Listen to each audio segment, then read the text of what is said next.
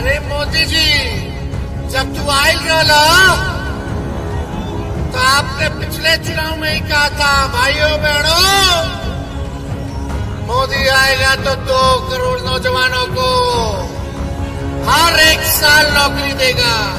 अरे मोदी जी जो है भाजपा पार्टी के हैं और बीजेपी का मतलब ही है बड़का झूठा पार्टी। थाली में गोबर रखेंगे, बोलेंगे खा लो हलवा है, पेंशनों नहीं मिलेगा। और जमुई को प्रधानमंत्री जी ने प्रयोगशाला बना दिया, खाली पहाड़ियों को टिकट दिए रहे। मोदी जी हमको बोलते कि परिवारवादी है तेजस्वी, तो चिराग पासवान क्या है भाई? अरे मोदी जी, जरा हमारे चाचा के गारंटी लेके दिखा दो कि पलटेंगे कि नहीं पलटेंगे। फिर अमित शाह आएंगे, बोलेंगे अरे चुनाव में जुमला बोला जाता है। अब अपने जीजा जी को टिकट दिए तो भी होटल में कोई मिले वाला हो, तब मोदी जी का गारंटी याद आएगा। देखो हम फिर ठगा गए। हम लोग मोदी जी का बात करने नहीं आए, हम लोग मुद्दे की बात करना है। हम लोग विपक्ष में हैं और विपक्ष का दायित्व बनता है कि हम सवाल उठाएं, अपनी बात को रखें और प्रधानमंत्री से सवाल करें। जितना विपक्ष का ही अधिकार है, उतना आम जनता का भी अधिकार है कि वो अपने प्रधानमंत्री से सवाल कर सके कि आपने 10 साल तक जो है क्या किया है, आप हिसाब दीजिए। हम लोगों ने जो है, भाई सुनो, नहीं सुनोगे तो ऐसे नहीं चलेगा। हो गया, सुन लो, समझ लो, पहले तुम्हारे हित के बारे में बात करने आए हैं आप लोग। हट जाओ, छोड़ दो, छोड़ दीजिए ना, हटिए आप लोग, जाइए। हटो, चलो बैठ जाइए ना, छोड़ दीजिए,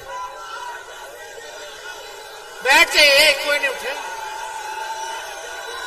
विजय जी बैठिए ना भाई, आप बैठिए, आप भी तुरंत सुनिए।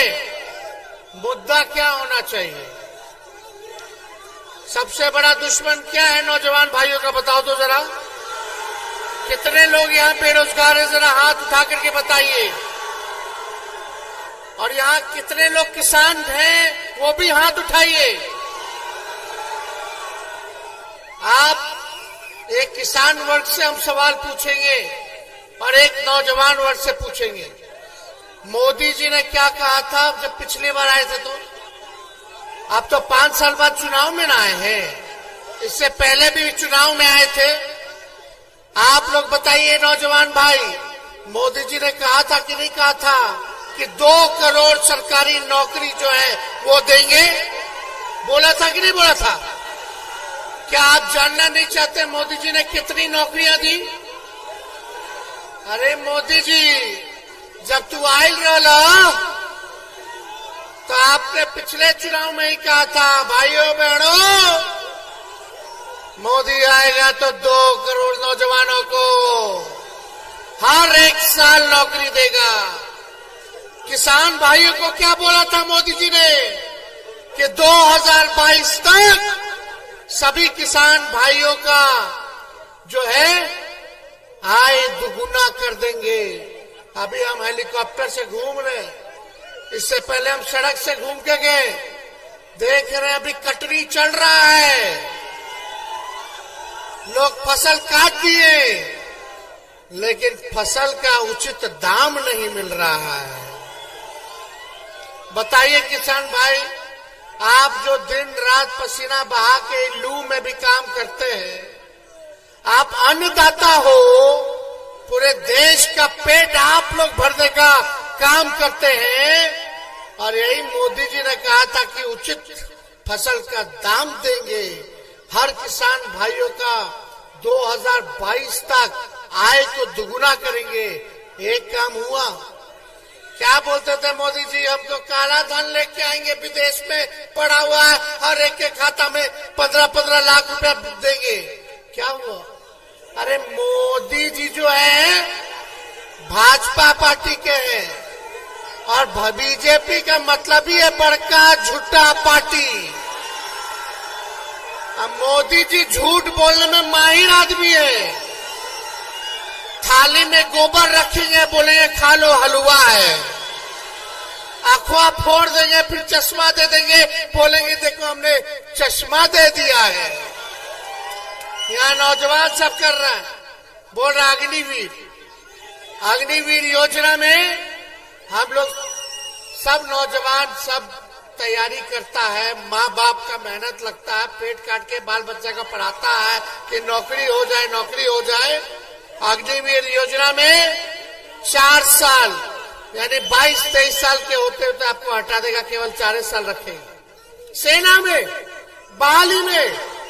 और आप बताओ, बैठो, आप लोग बताइए कि भाई जब कोई हमारा भाई सेना में बॉर्डर पे जाता है, हम लोगों की रक्षा खाते हुए शहीद होता है, तो ये अग्निवीर योजना में मोदी जी ने शहीद का दर्जा भी नहीं दिया है, शहीद का दर्जा भी नहीं दिया। पेंशन मिलता, पेंशनों नहीं मिलेगा। कैंटीन का व्यवस्था होता है हर आर्मी के जवानों को, उसकी भी व्यवस्था नहीं है। आप बताइए कौन सा योजना भाई? और 4 साल के बाद क्या करेगा नौजवान? तो मोदी जी ने जितने वादे किए सब खोखले। अर्चना रविदास जी लोकल कैंडिडेट हैं और जमुई को प्रधानमंत्री जी ने प्रयोगशाला बना दिया है, खाली बाहरी को टिकट दिए रहे। बताइए बाहरी का लोग को टिकट मिला कि नहीं मिला? मोदी जी हमको बोलते कि परिवारवादी है तेजस्वी, तो चिराग पासवान क्या है भाई? अब चिराग पासवान जी ने अपने जीजा जी को टिकट दे दिया है। वो जीजा जी का उनके मेहमान है, लेकिन आप लोग को पता भी है कि उनका घर कहाँ है, कहाँ के रहने वाले हैं। अर्चना रविदास तो लक्ष्मीपुर की है, झाझा में पड़ता है घर। और इस बार पहली बार हम लोगों ने लोकल उम्मीदवार दिया है। 15 साल 20 साल से आप लोग जिता रहे हैं भाजपा को, एनडीए को। राज्य में सरकार है 17 साल उन लोगों की, 10 साल से प्रधानमंत्री है मोदी जी, फिर भी गरीबी नहीं मिटा पाए, तब भी बेरोजगारी नहीं मिटा पाए, तब भी जो है आप देखिएगा किसानों का आय दुगुना नहीं किया, महंगाई कम नहीं की, और हर चीज का महंगा हो गया। सिलेंडर गैस का दाम देख लीजिए, 1200 से 1500 पहुंच गया, लेकिन महंगाई कोई चीज में कमी नहीं हुई। गरीब के थाली खाली हो रहा है, बाल बच्चा पढ़ लिख के डिग्री लेके नौकरी नहीं मिल रहा। लेकिन जब आपके भाई बेटा को 17 महीना मौका मिला, तो 17 महीने में 5 लाख लोगों को सरकारी नौकरी हमने दिया। उप मुख्यमंत्री रहते हुए अगर हम 17 महीना में 5 लाख लोग को सरकारी नौकरी दे सकते हैं, तो 5 साल अगर हमको मौका दीजिएगा मुख्यमंत्री बना करके, तो कितने लोगों को रोजगार और नौकरी देने का काम करेंगे। लेकिन देश के प्रधानमंत्री जी से पूछो तो लाखों में भी नौकरी नहीं दे पाए, बल्कि जिसका नौकरी था वो भी खत्म हो गया सरकारी, क्योंकि सब कुछ निजीकरण कर दिया गया। हवाई जहाज को बेच दिया, एयरपोर्ट को बेच दिया, रेलवे को बेच दिया, 4 साल का ठेका बहाली कर दिया गया सेना में, BSNL बेच दिया। बताओ, जहां भी नौकरी मिलता था, सबसे ज्यादा नौकरी रेलवे में ना मिलता था, जवाने लोग के ना मिलता था सेना में, खत्म हो गया हर चीज। क्या कीजिएगा आप लोग?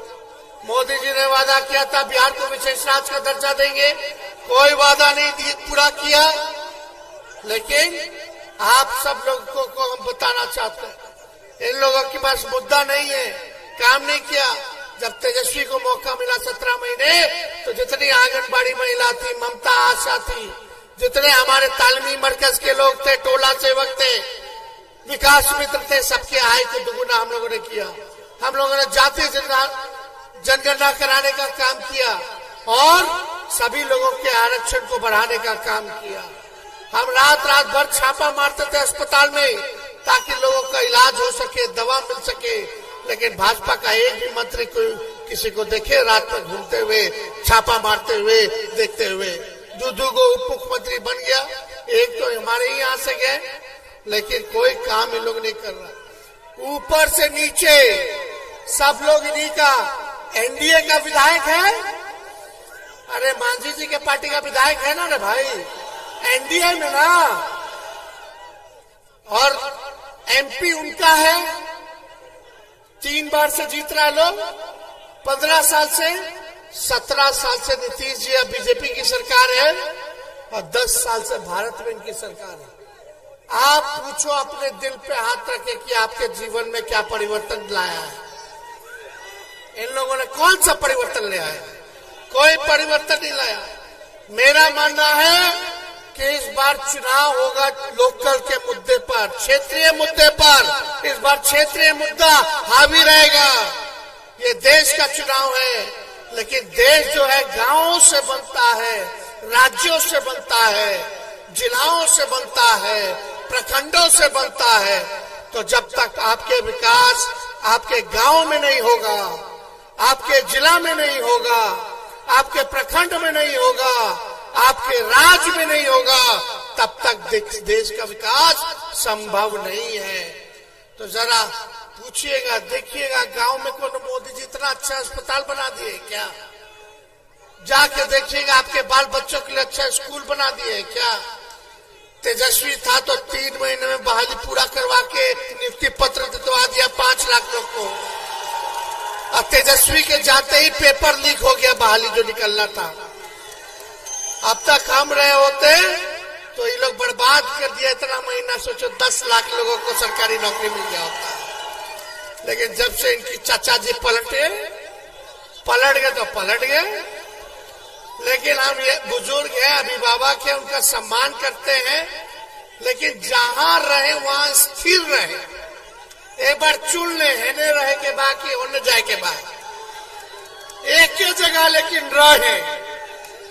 बताओ 3 साल हुआ, 3.5 साल बिहार सरकार को 20 में ना हुआ था चुनाव। अगला नवंबर में ना चुनाव है, अगला साल। तो 3.5 साल में बैठो ना तुम। काले कमांडो क्या कर रहे हो भाई? मानने वाला लोग मानेगा, नहीं मानेगा नहीं मानेगा। आप लोग सोचिए कि हम आप लोगों को बता रहे थे कि नीतीश जी इधर ही रहे या उधर रहे, वो तय कर ले, लेकिन स्थिर रहे। लेकिन 3.5 साल में 3 बार ओथ ले लिए। बताइए, हर साल ओथ ले रहे।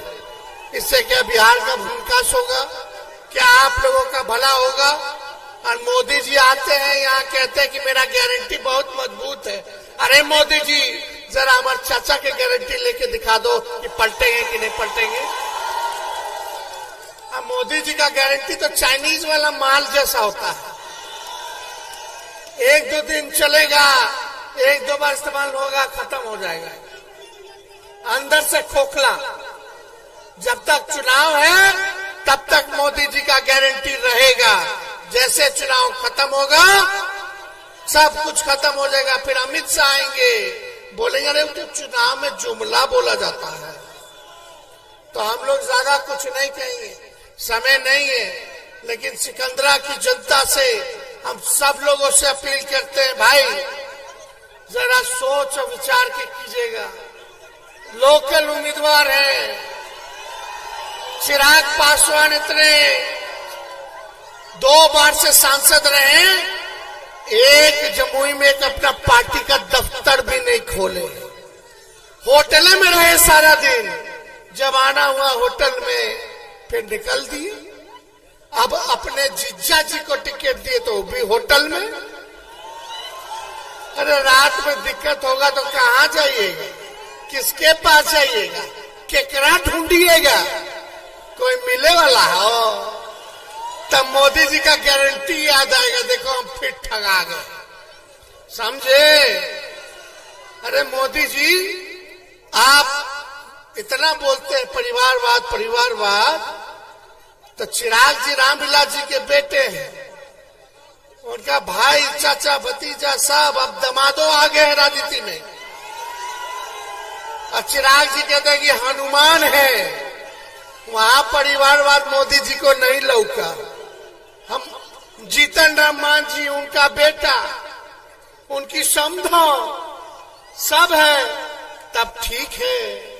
जगह जगह बीजेपी ने नवादा से विवेक ठाकुर को टिकट दिया है, सीपी ठाकुर जी के बेटे, और औरंगाबाद में भी जो कांग्रेस पार्टी में नेता थे उनका बेटा को टिकट दिया।